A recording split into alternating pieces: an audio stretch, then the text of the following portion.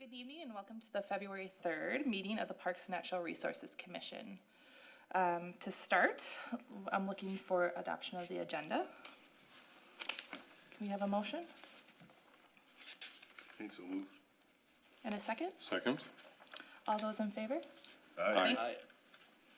All right, so moving to our second agenda item, approval of the minutes. Do we have a motion for approval? Motion. And a second? Second. And all those in favor? Aye. Aye.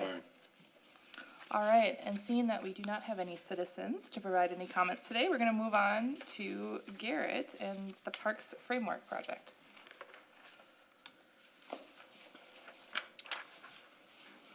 All right, good evening, Commissioners.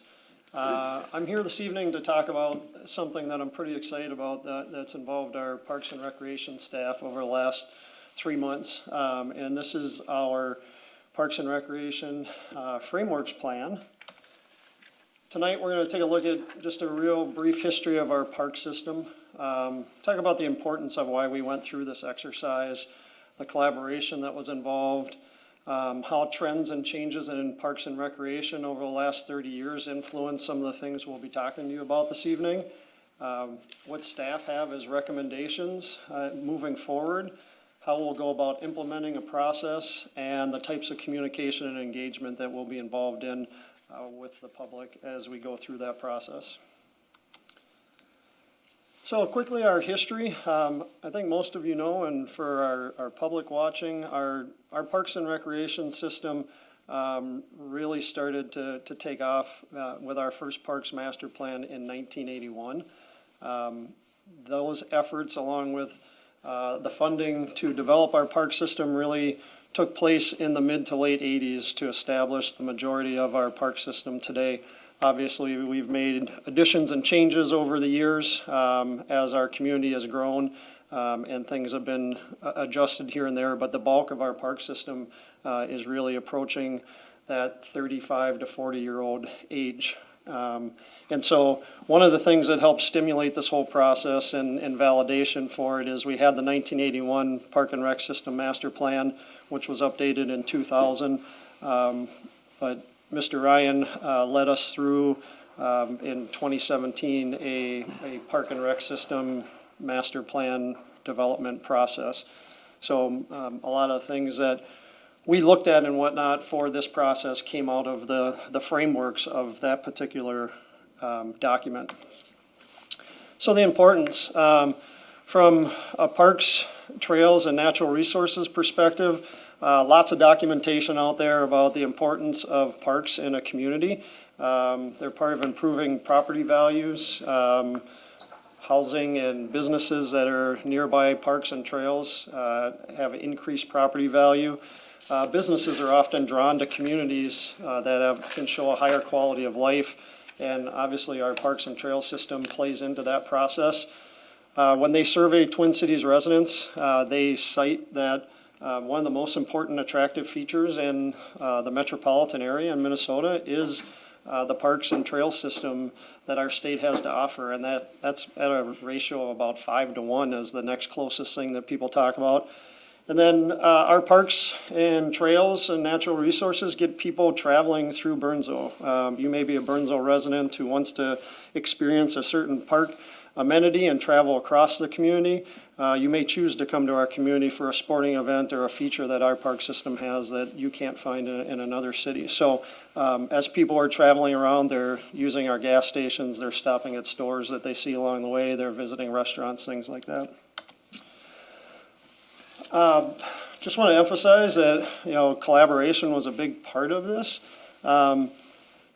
Honestly, I've been here for 22 years and I'm not aware of a time when we were this intentional about going through an exercise like this that really involved staff of all levels in the Parks and Recreation system. So it had our staff who are out in the parks on a daily basis, taking care of maintaining those parks, who can see firsthand the types of usage and based on what's left behind and things like that, or how the volleyball courts have footprints in them, or a ball field has clearly been used. And so having those eyes, seeing day to day the types of uses that our amenities experience. We had our recreation staff who works with our different groups in the community that are involved in renting the fields from us, or if it's an athletic association or a group that's calling up to rent a facility or things like that. So we really covered things from all different angles when we went through this process. And what staff were challenged to do were really to consider what's the relevance of an amenity right now. Again, some of these amenities were put in the mid-'80s, right? Are they still as relevant today to our community and where the needs are in our community as they were back in 1985 or 86 when they were put in?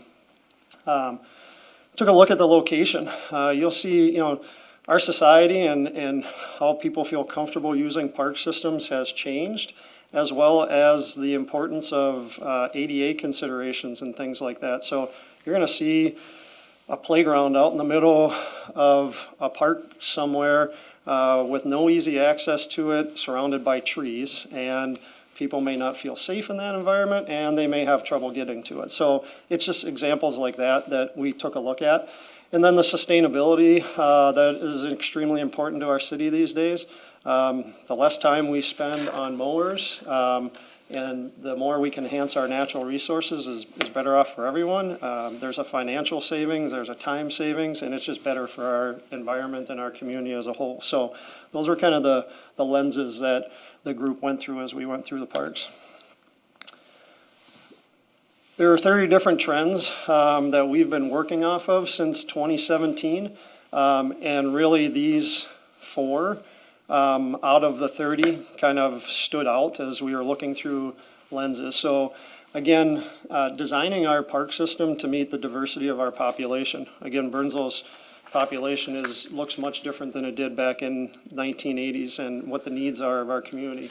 Are we fostering inclusion with the location and the amenities that I just talked about? Do visitors feel safe when they're using a different amenity? And then the importance of pollinator habitats, reducing the amount of time that we're mowing turf, and how that can enhance our ecosystems and whatnot. So you're going to see throughout these slides, for the most part,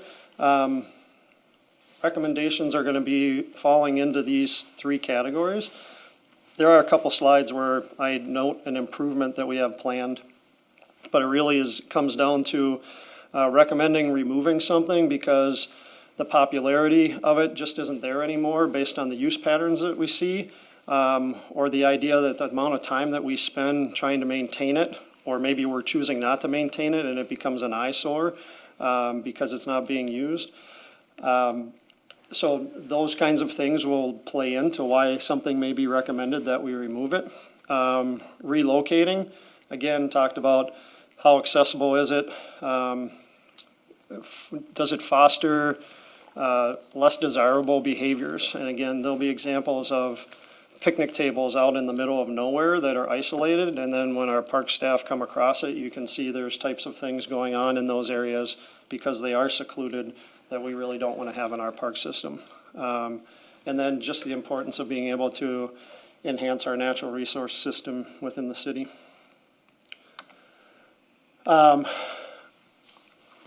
addition to our Parks and Rec staff, I did have a chance to sit down with our natural resources team and really went through each park as well as we had identified areas where we'd like to reduce the mowing or remove an amenity, and just kind of talked about what are the things that you're going to want to be looking at and recommending as we start to implement these types of things. And so there's really kind of 3 different options that they will be considering, and it'll really be case by case on what's appropriate for that space. But it could be turning it into a pollinator area. It could be low mow fescue where we're only mowing an area once or twice a summer, and just reducing the amount of time we have to go through that. That's extremely important when you'll see in some of these areas where we're mowing in and around trees on a regular basis, which is time consuming and just a challenge and whatnot. So, and then possibly in some cases actually converting it to a native prairie. And again, we'll rely heavily on our natural resources team to work through the best solutions in each of those cases. I won't really be talking tonight about which one would be in a certain thing, area, but it would be falling into one of these categories. So Acorn Park, the pictures will improve. I'm not sure why this one turned out this way, but this is a picture of Acorn Park. Our team has noticed that the volleyball court and the horseshoe pit, which are right, volleyball court here, there's a horseshoe pit here.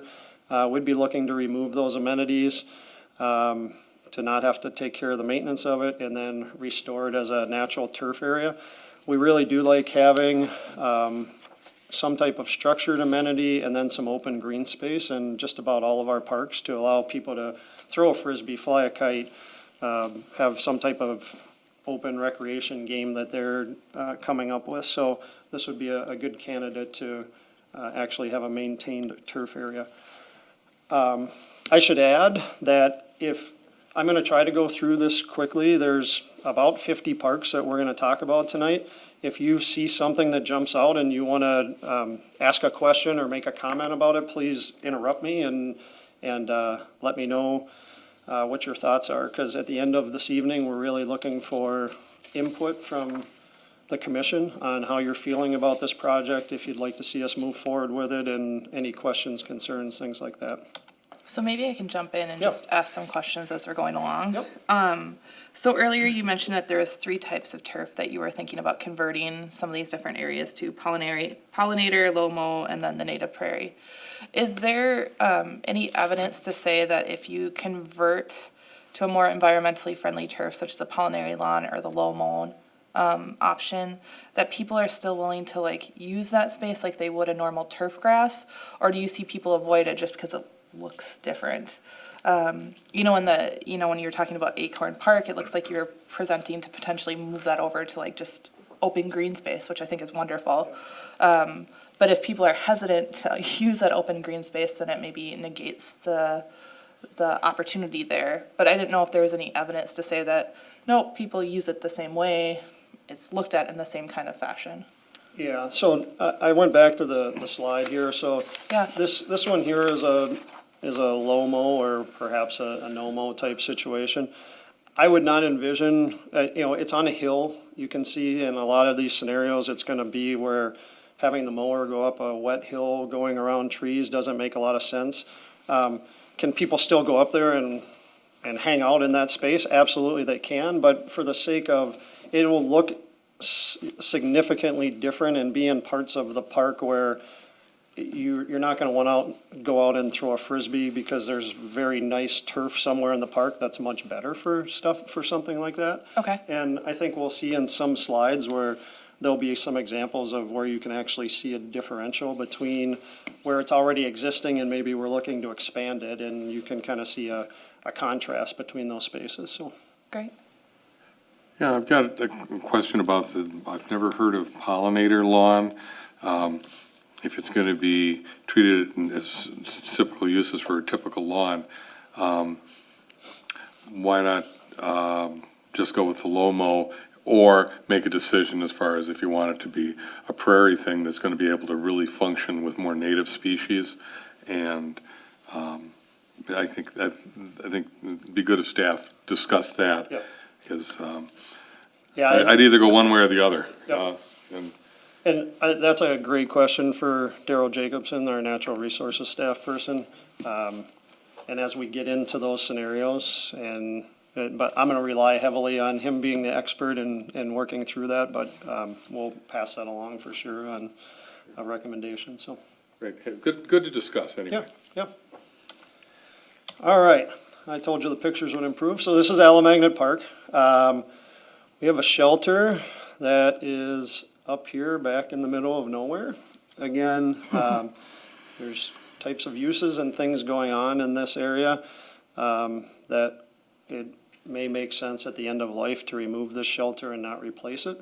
We also have the Alimagnet house, which is right here. That was part of this park when the city ended up taking or having this land provided to us. And so it's a maintenance challenge, and we think this is a great spot for possibly a large community shelter and building and whatnot down the road. But the house itself is greatly underused and just as an expense for us for the most part. So we'll be looking at that as an option down the road.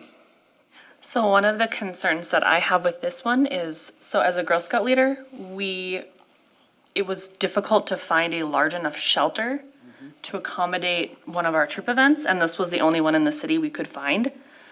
There may have been another one, but I think it's, at Crystal Lake, that are very, very busy. And so this was the only one that was available and large enough to accommodate our event.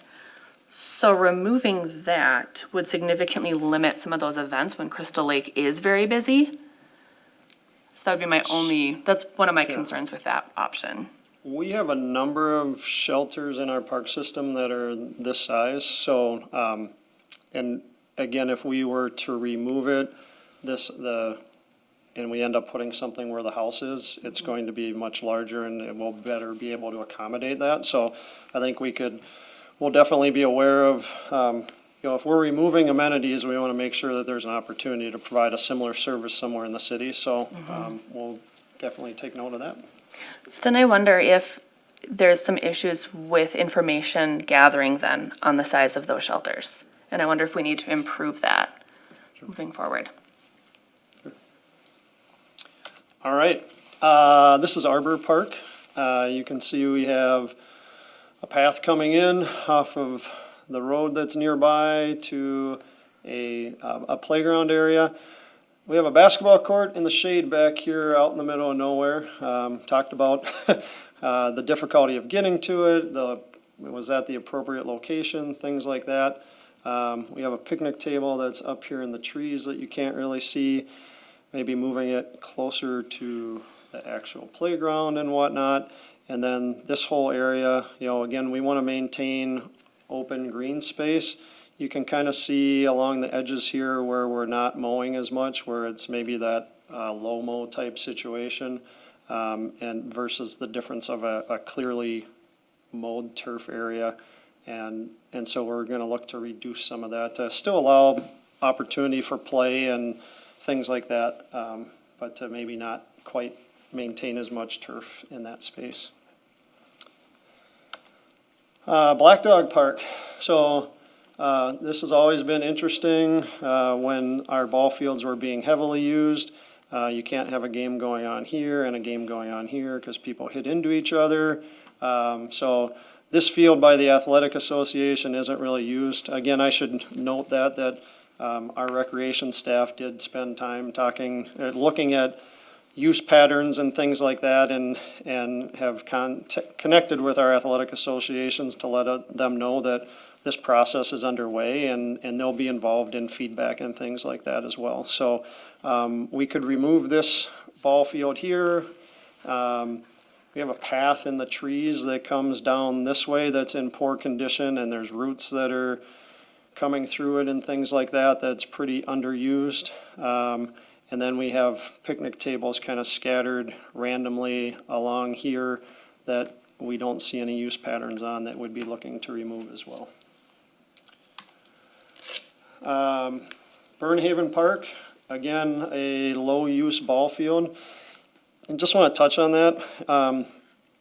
We try to drag every one of our ball fields at least twice a week to keep them in decent condition. When you don't, that's when weeds start to grow through them and things like that. So you can imagine getting a tractor to all of these parks and to go onto ball fields that even if they haven't been used, you still have to drag them to keep the weeds out and things like that. So it's a maintenance drain time-wise, and just the cost of getting the equipment there and things like that. So we've done studies and have worked with our athletic associations and are pretty comfortable knowing that we have a an excess of bat and ball fields and a shortage of turf fields. So you can see removing red rock in this situation opens up the opportunity to put other turf opportunities within a park and things like that as well, so. Cedarbridge, we just did some work at this park. We used to have a volleyball court here. That was an intentional process working with the neighborhood in that area. This is a very large hill, you can't tell from the picture, but this is where the playground used to be, out of sight, in the trees, up a hill. And now we have accessibility down in the main area, and we've got extremely positive feedback from that neighborhood and whatnot. And so that's an example of how things have changed over time. And there's a bike rack halfway up the hill, which is interesting. And then we have a basketball court up here, which does get some use according to the neighborhood, but it is at the top of a pretty steep hill, and just from an accessibility standpoint, we'll have to look at what that looks like when it reaches its end of life. So again, we're not going to go in and, when I talk about end of life, we're not going to go in and just remove something for the sake of removing it if it's working.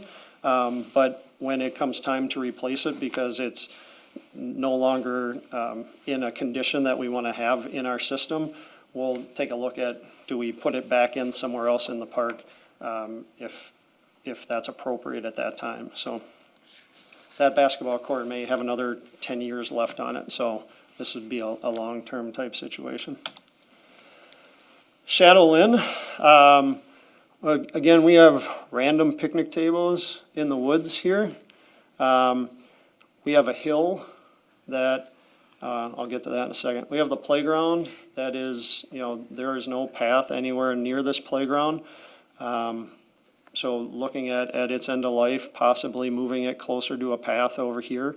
There used to be a pleasure rink back in the day that was put in here, so you may wonder what were they thinking? And it was like, there were different reasons why it ended up in different locations at the time. But we're now in a situation where we could move that. We mow a really steep hill somewhere right in the middle that you can't see. Well, actually, no, it is somewhere in the middle right here. Rip up the turf, there's skid marks, all that kind of stuff. And we just want to, get away from that. And then there's a lot of mowed around trees in this area here that we think we still want to maintain a clean line along the paths on each edge and keep it neat looking from the street into the park, but there's an opportunity to reduce some of the mowing in and around all these trees here as well. So, all right. We're going to begin sharing with the community that we have been tracking warming house participants for since I've been here, so 25 years plus. And we know that some of our smaller rinks just don't have a lot of use at them. And that varies from time to time and by location. But as these rinks need to be replaced, they're pretty expensive. They're probably $40,000 to $50,000 to replace rinks. Plus you have small warming houses that go along with it. We're going to be taking a look at, is that the right thing to be doing? We know from a community standpoint, we have some of the highest number of rinks that are staffed and maintained, and we also know what the numbers have done over the years. So again, we'll work with the community on those. We've reduced hours in some of them where the patterns are dropping off, and we'll continue to look at those opportunities as well. But when it comes to replacement time, that's something we'll have to take a look at. So when you're removing warming houses, are you considering adding additional bench seating or something along those lines to ensure that people can still use the rinks?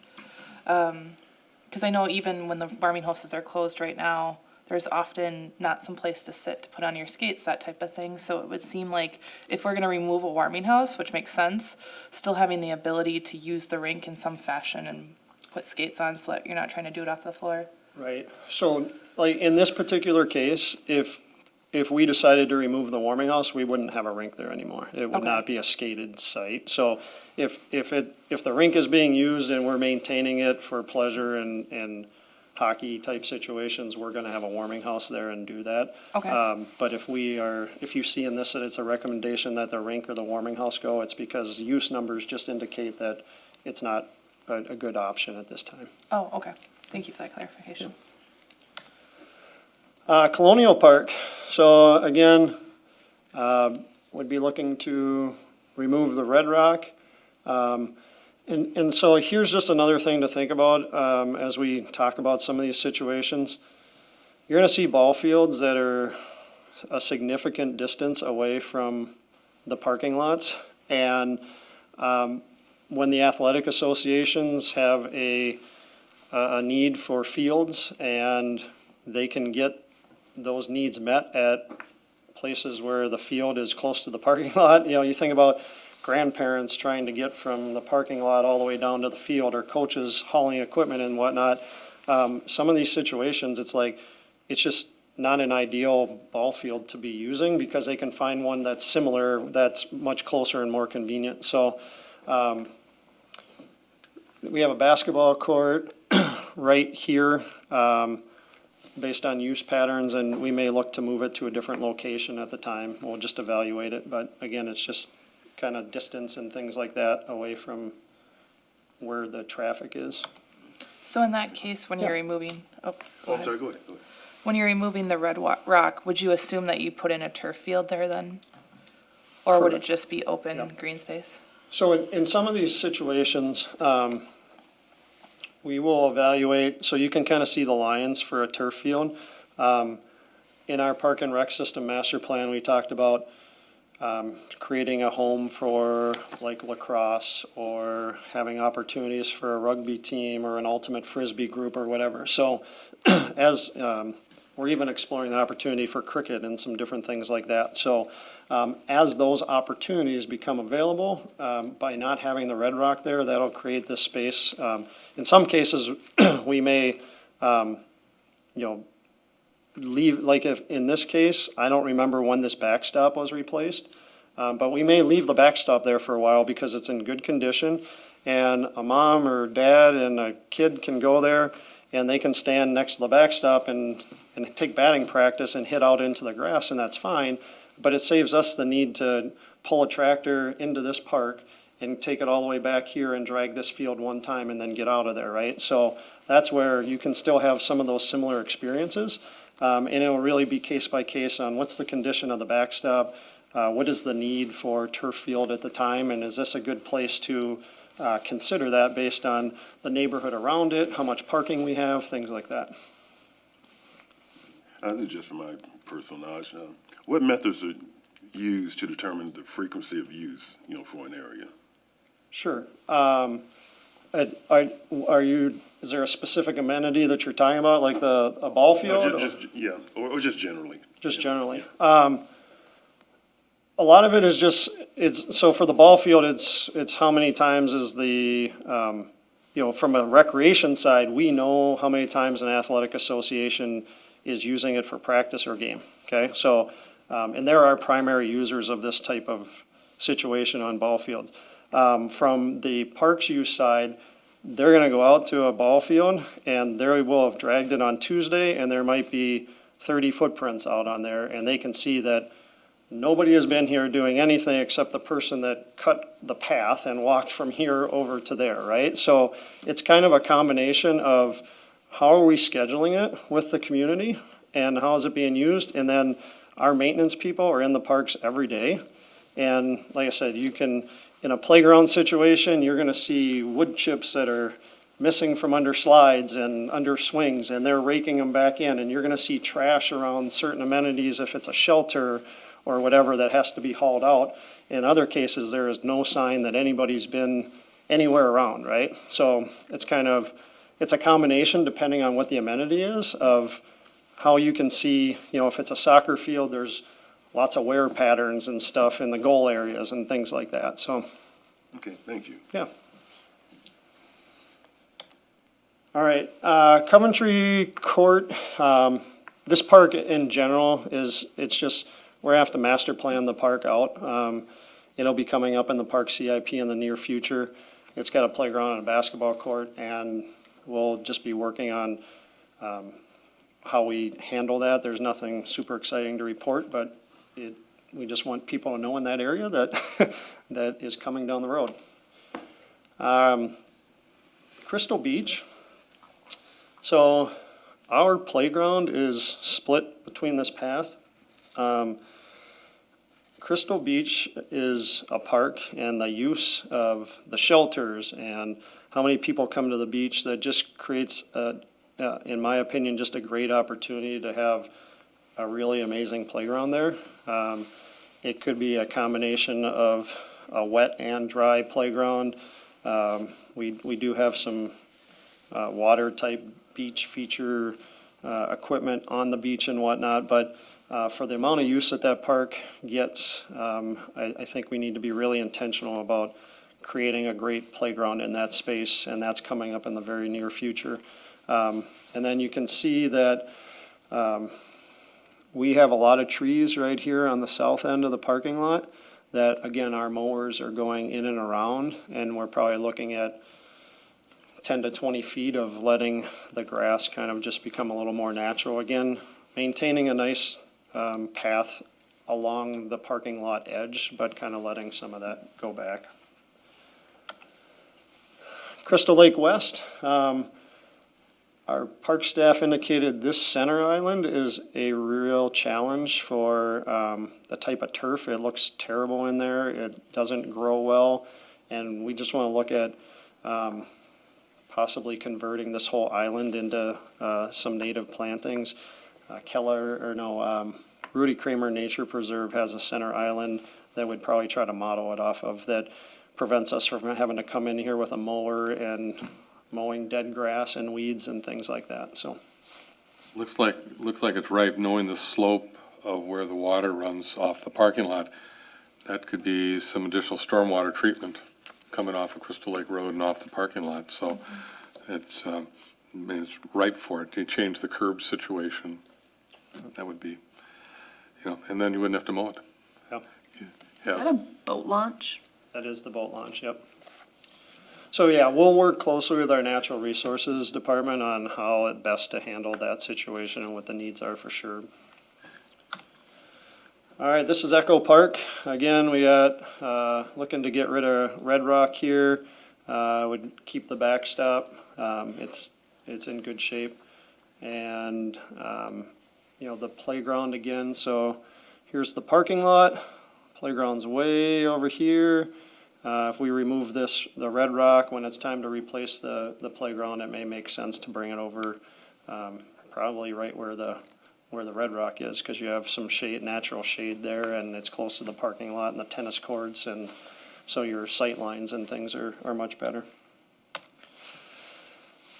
Here we have Greenhaven Park. Again, removal of the Red Rock, but keeping the backstop.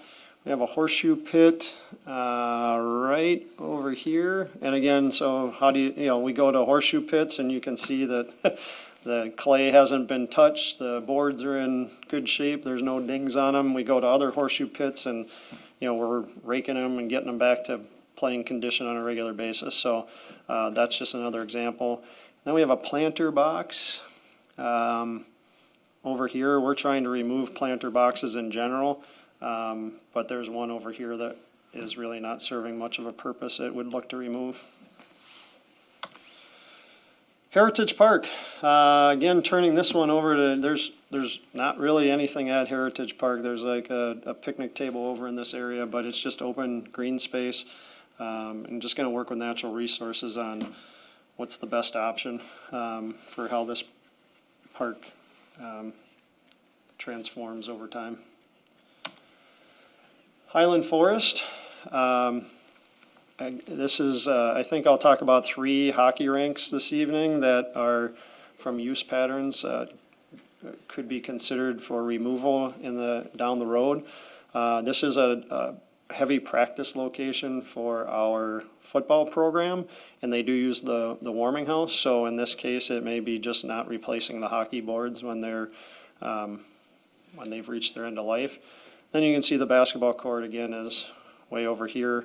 We'd probably be looking to bring it over into this area closer to the parking lot and whatnot. So Highland View Park, talked about an example of I come in here and park in this parking lot, and then I have to walk all the way across over here to get to this ball field. It just doesn't happen. The Athletic Association doesn't have a need for it. So this, if we someday have an issue where we lose a soccer facility, that could happen down the road. You can see there's a lot of turf space here where we could add fields possibly to help ease that loss. So we have a volleyball court way down here. Again, you have a few houses that may use it from time to time, but for the most part, people aren't traveling to this park to come here and play volleyball. And then we'd look at, this used to be a pleasure rink up in this area.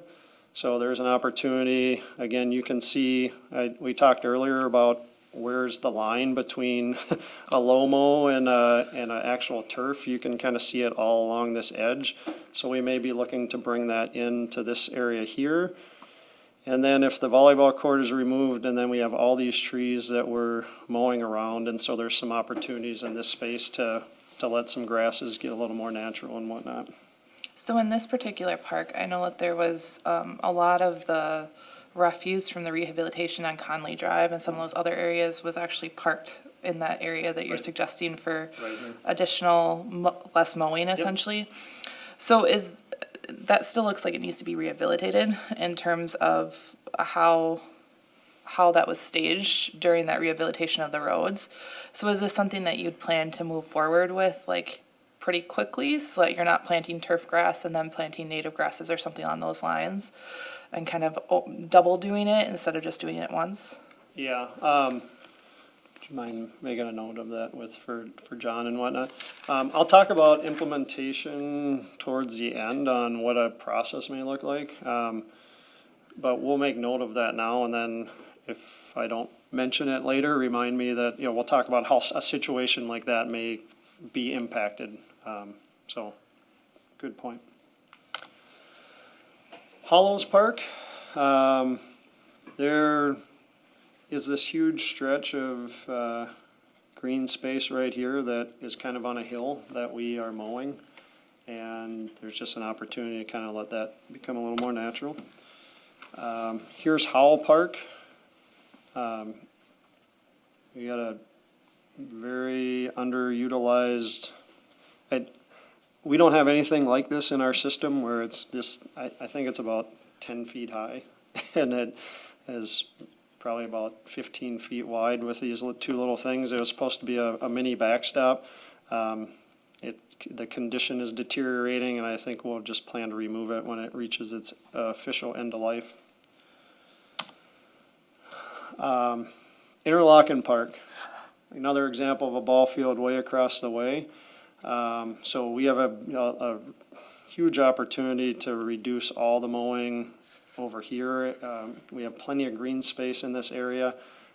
We already have trouble with turf growing in this park as it is. It's just a really challenging piece of property. So there's a huge opportunity to really change the landscape of what this space looks like. So in a space like that, where you'd potentially be putting in quite a bit of native prairie or whatever that is, would you consider like walking paths or something along those lines to be able to navigate through the area and be able to truly see kind of some of that natural kind of environment instead of just having it be grown up? It seems like in some cases, right, it's just like an extension of the no-mow kind of border, but in cases like this, if you're truly thinking about expanding that, it seems like there'd be an opportunity to allow some walking paths or something along those lines through there. Yeah.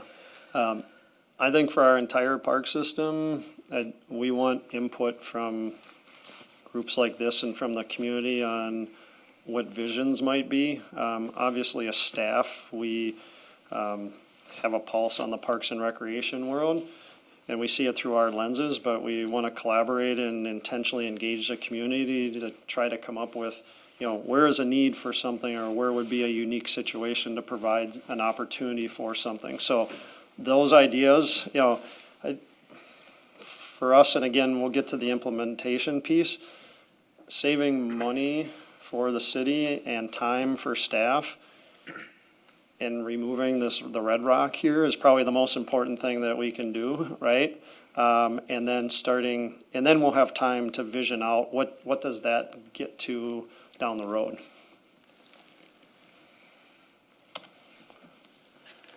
Here's Kelleher Park. Should be a park that this group is familiar with. We kind of had a fun little exercise during one session. This is going to be a trailhead that comes in for the Lake Marion Greenway, and it's going to connect into our trails and ultimately go through the wetland area. And so there's a huge opportunity in this park to put in to look at possibly putting in a large shelter building with restrooms, possibly natural resources, nature type space, things like that. And so pretty excited about that. Again, another underutilized ball field and a volleyball court over here that we'd be looking to remove, and that might be prime space for a future building down the road. And then we have a lot of miscellaneous tables and our picnic tables. The benches, we love having them along the trails and stuff, but the picnic tables just don't seem to get the use and tend to create other things that we don't necessarily want. So we'd look to be removing some of them. And then I know our group talked about there'd be an opportunity to allow this area to maybe be more of a buffer to the wetland area as well. So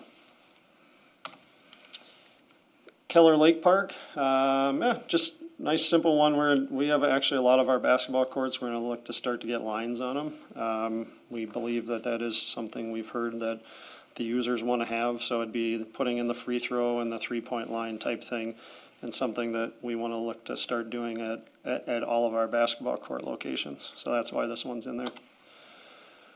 Nob Hill, again, line the court and reduce mowing in challenging sections along the park hillside. So I think it is, I can't remember exactly where it is. It might be over in this area down here where there starts to be a hill behind the ball field, and it becomes a challenge for the mowers to get up the hill and not slide when it's wet and things like that. So There's hill along all the sides of the park. on all, Correct. yeah. I guess it is Nob Hill, so there's hills everywhere.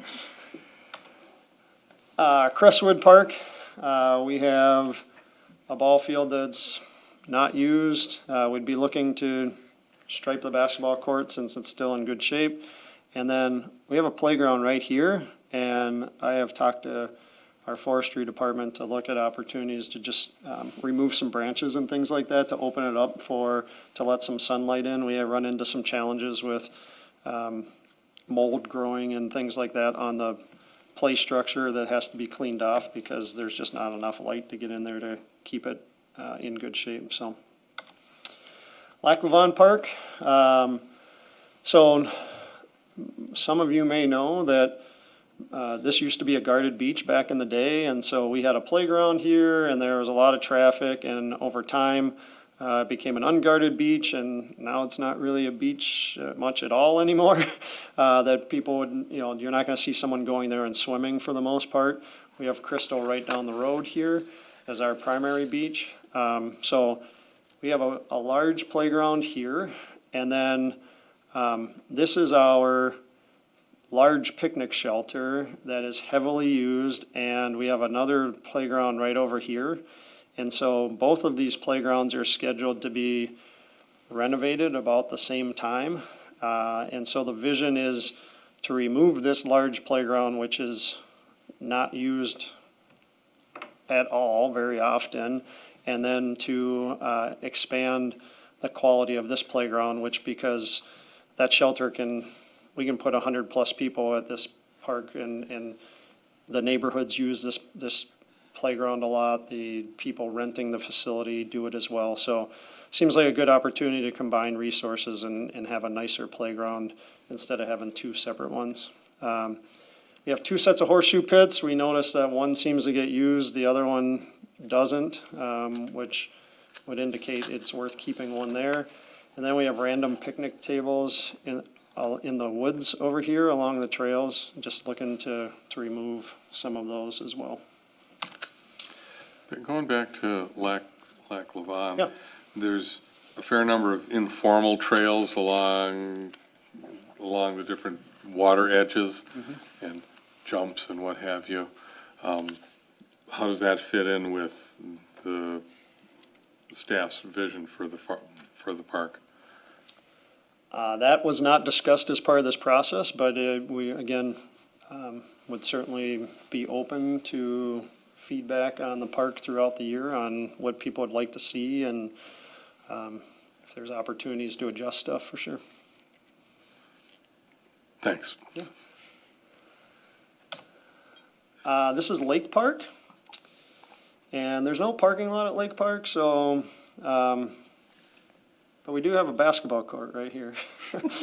And so when that reaches its end of life, we're gonna look at removing that. You can't really tell for sure, but this park is underneath power lines, and it just seems like a good opportunity to kind of let some things go natural back in this area. This is Nicollet Park. Spent some time with people in this area during National Night Out, or Night to Unite, sorry about that. They use the horseshoe pit a lot there. They thoroughly enjoy their park, and we're pretty pleased and had lots of good things to say about it. The only thing that staff could identify in this space was, again, lots of trees and a hill over in this, it's over in this area is where all the trees are that we try to mow through. So if there's a way to kind of minimize that in that space. North River Hills, it's one of our primary soccer locations. The ball field, because there's soccer going on here all the time, is not used very often. And so we just see an opportunity to remove that red rock. And one of the things you'll see at soccer fields is, especially when there's tournaments, is the lack of ability to warm up and things like that. So this area could be prime for just being nice turf where teams can go and warm up, or there's a kickboard or things like that. As we move to the west of the park here, we have a random volleyball court. So this is the parking lot, and then you have a hill here up to the tennis court, and then kind of over the edge back down to a volleyball court out in the middle of nowhere. We have a picnic shelter, I believe somewhere right in this area. And it's just, there's just a lot of things that are on this side of the park that aren't used and are kind of off the beaten path. So be looking to remove those items when they reach their end of life. And then this whole area becomes prime for reducing the type of mowing that we do. Because as you can see right now, we're spending a lot of time weaving in between maintaining this type of space. Northview, this ball field is heavily used by our athletic association, and for reasons I mentioned earlier, this one way over here is not used at all. So we'll be looking to remove that. The basketball court is up here in the corner along with the playground. So you can see if we remove this that we may have some opportunities to kind of, again, this is our skating rink and whatnot, so where we'd relocate that, I don't even know right now. I just know it's not very accessible for the moment. So with the ball field that is heavily used, you gotta be careful not to put it in, people in danger of getting hit by a ball. So we'll have to figure out what we do with that. It's just kind of odd over there at this time. Oak Leaf East, again, path in.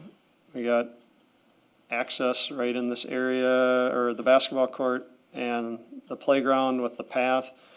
Here's some pretty flat green space, which is nice to have, and then this starts to turn into a hill that we're maintaining. That just opportunity to reduce that mowing. Parkwood, you can't see it, so opportunity to remove some trees and just let some daylighting, but there's a playground right here. Opportunity to reduce some of the mowing in this space. Red Oak, We are redoing that playground this year. It should be in the middle of June when our inclusive playground is open for use for the public, so we're pretty excited about that. That may create a need to kind of expand with pickleball and the inclusive playground and all the uses in this park.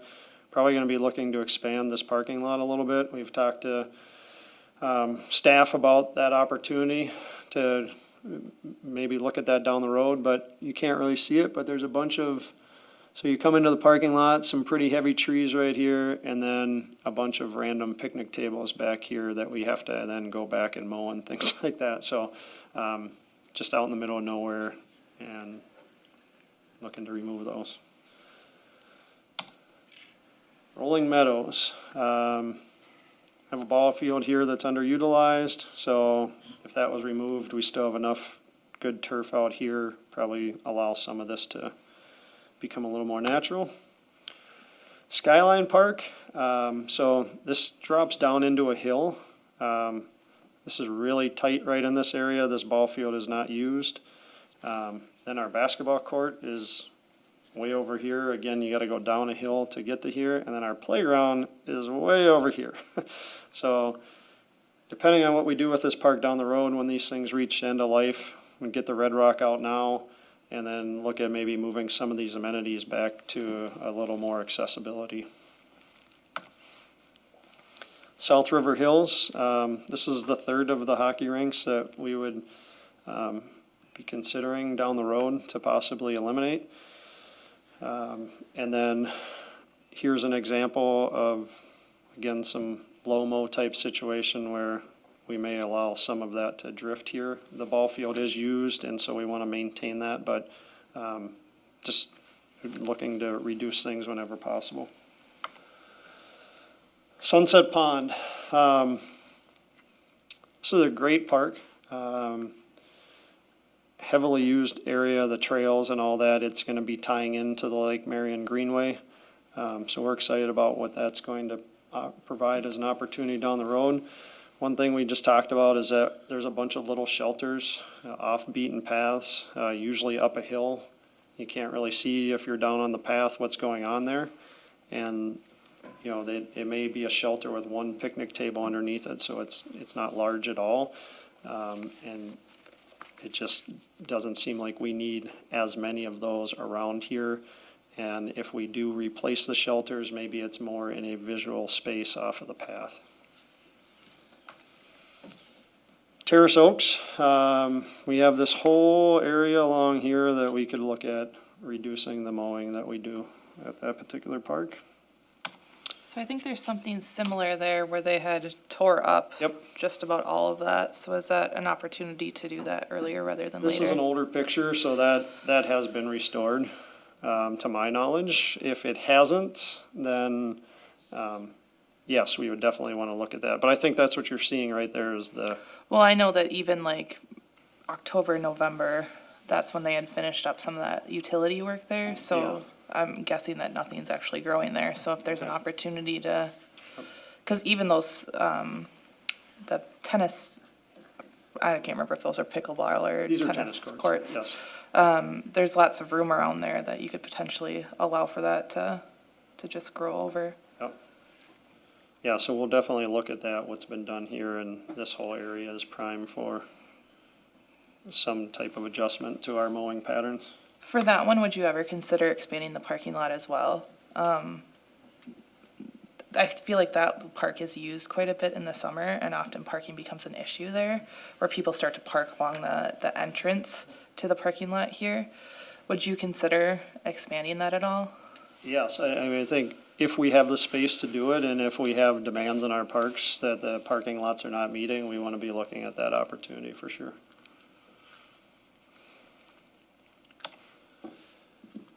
Terrace Oaks West, again, tough picture to work off of Google here, but we have what was really a ski chalet down in this area. And when we were talking about shelter rental opportunities and whatnot, there's a real opportunity to do some renovation within this building and to have, it has a shelter that comes off of the building as well, which in my mind, I was thinking about, that would have been a great opportunity with so much natural space right in that area for the type of group you were talking about. But anyway, it doesn't get near the, we have, Neal Building is our most popular rented building in our park system. And we just really have a need for having some additional buildings that, with those types of opportunities. And this one's primed to do some renovation and maybe do some different things out of it, so. Tiaki Park, this is our fishing dock here, which is in good shape, and I just mention it because you'll see later on, I'll talk about another one, but this one was upgraded recently. But we have a lot, again, talked about having some nice green open space, but we just have a lot of open space for the, there's a basketball court and a playground here, and for the amount of use that this park gets, we just don't have a need for all this green open space at this time. Vista View, in working with the Athletic Association and looking at their use patterns, the ball field closest to the parking lot is the one that they use all the time, and so we'd be looking to remove this red rock in this area. Westview, we have a playground right here on the edge, and these are power lines that run up above here. There was some thoughts about doing some things in this area. There might have been a pleasure rink at one time that we just flooded, and both the north and south present opportunities to reduce the amount of mowing we do in this area. Wood Park, we have random picnic tables on the path through the trees here, similar to before. We have a horseshoe pit right up here that shows little to no use. Again, playground location, I think we might have done some pleasure rink type things in this area, which is why the playground was not put there. But at end of life, it might make a lot of sense to get this picnic or this playground up in this area, obviously keeping in mind that we don't want to put foul balls and things like that in jeopardy for people using the playground, but some things to think about down the road. And then here's one of our older fishing docks that would be looking to upgrade to the one that you saw a little bit earlier at Tiaki Park. Again, this is a pretty heavily used fishing dock. And that is it for the parks. From an implementation process, as I mentioned, here this evening for the first time to kind of share what we've been up to publicly. Then we want to use the rest of 2020 as a community engagement process. We have a number of exciting community events going on throughout the year.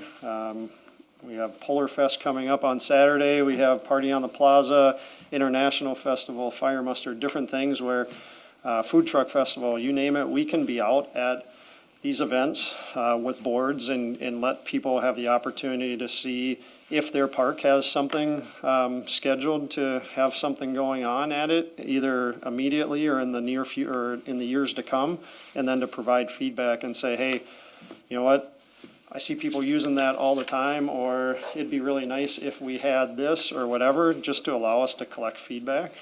We might not be able to do everything, but it's important to hear what the people that live in the area are thinking about their parks as well. As far as an implementation process, so I talked that this is kind of where I was referencing before. Some of these things are going to be really easy to do. We may just stop mowing. I talked about that hill.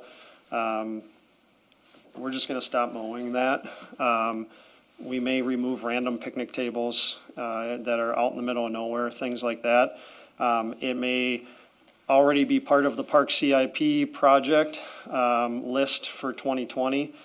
So obviously we're going to keep doing those things. Or the condition may be such that it's deteriorated in a way that we just need to get rid of it, type of thing. So some of those things are just going to happen because it makes sense to do it, and they're pretty easy to do. And then we have the long-term projects, 2021 and beyond, where if it's a complex project or removing a ball field from someone's park is kind of a significant change, right? So we're going to want to engage the community. We want to go through this whole process. So I don't really see us going into too many places in 2020 and removing red rock and things like that unless we have some type of engagement process before we get to that, right? So we have some limited funds in the budget for 2020 to address changes to our park system that we're talking about tonight. Not allocated to anything, but just knowing that we want to start doing some of these things that can provide some immediate opportunities to improve things for us right away. So, and then we'll just have to look at starting to budget. I mean, the less mowing doesn't cost anything, removing red rock, putting in picnic buildings, things like that, they cost money. Removing amenities in general costs money. So we're gonna have to budget for those types of things. From a communication standpoint, once we've gotten feedback from the PNRC tonight, and as we're getting feedback from the community, we're going to want to create a web page that kind of allows people to go online and see what's scheduled for their park, to have access to this PowerPoint, things like that. But I also reference we have city events. The You Belong Here Look at the Year. We have a calendar, and we're going to try to be present at as many of these as possible. And then similar to what was done with Cedarbridge, we reached out to a certain radius around the park and sent a mailer out to them to say, if you want to provide feedback on your park, here's a chance to take a survey, things like that. And that's how we went through that whole park with moving the playground down the hill, removing the volleyball court, things like that. So that's what I would envision for some of those more significant changes. And that's what I have for you this evening. So I guess my only comment is I noticed that there was a lot of picnic tables being removed. And while I agree, probably no need for the actual picnic table, I think, like benches, that type of thing become a highly used commodity around the parks. So anytime you're considering removing picnic tables, I would encourage us to think about, does a bench make better sense? Even if it's allowed along a path or something along those lines, even if you can move it so it's more optimal.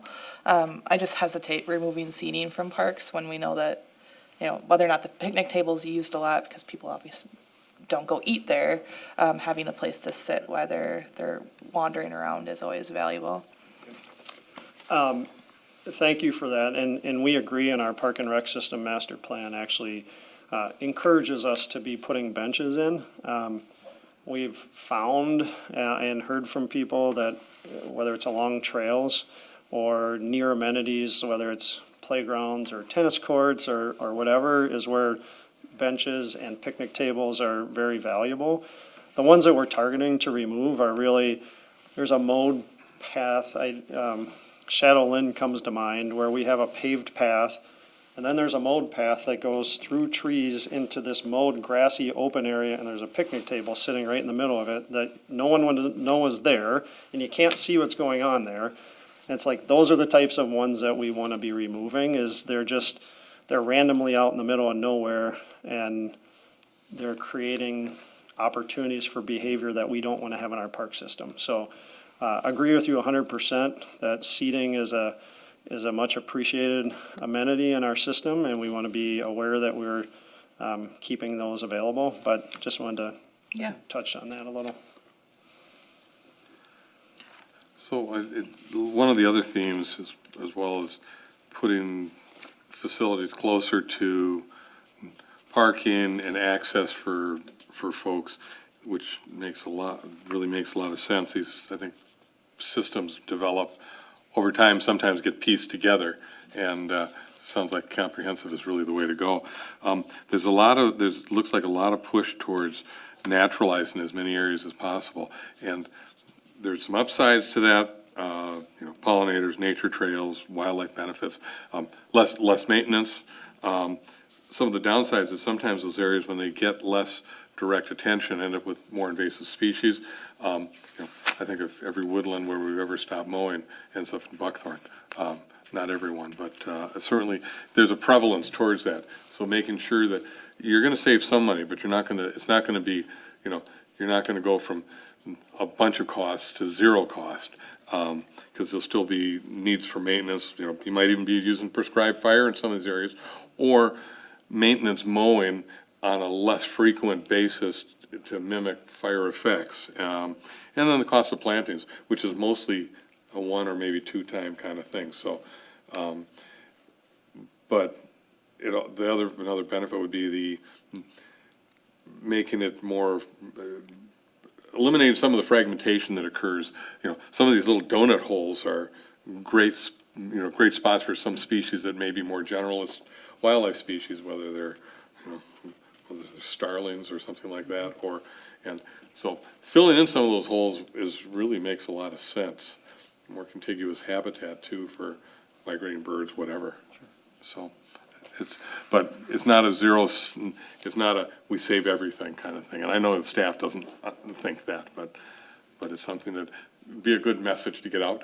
Yeah. So. Yes, thank you for sharing that this evening, and I will tell you that Daryl Jacobson made me very aware of that when we were talking. He's like, well, if you want me to do some of this, you better make sure that we have the resources to do it, right? So that's why this is, there's some low-hanging fruit, obviously, we're gonna try to take down right away, but there needs to be a long-term intentional plan about how we go about this.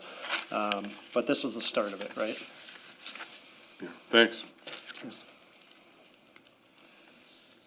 Any other questions from the commissioners or comments?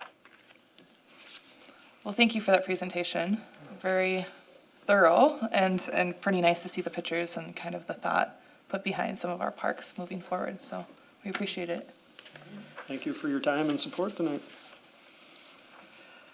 All right, with that, do we have anything, staff, to mention? Commissioners, I would like to remind you that tomorrow night, our chair, Ms. Newman, is going to be presenting our plan, our 2020 work plan to City Council. That meeting starts at 5:30 tomorrow, so if you are interested, you are more than welcome to attend and show her your support for our commission and the works that we do. And then I would also like to remind you that Saturday is the Polar Fest at North River Hills Park. It's from 11 to 2. Please come out to that. It should be a great time, providing the weather cooperates. And I think it's starting to turn back to winter now, so we might be okay. Might still have ice. And then our next meeting is scheduled for March 2nd. Our next Parks and Natural Resources Commission, 6:30 on March 2nd, right back here in this room. Great. With that, I think our agenda is finished. So, any motions to adjourn? I motion to adjourn. Second? Second. All right. All those in favor? Aye. Thank you for joining us tonight. Have a good evening.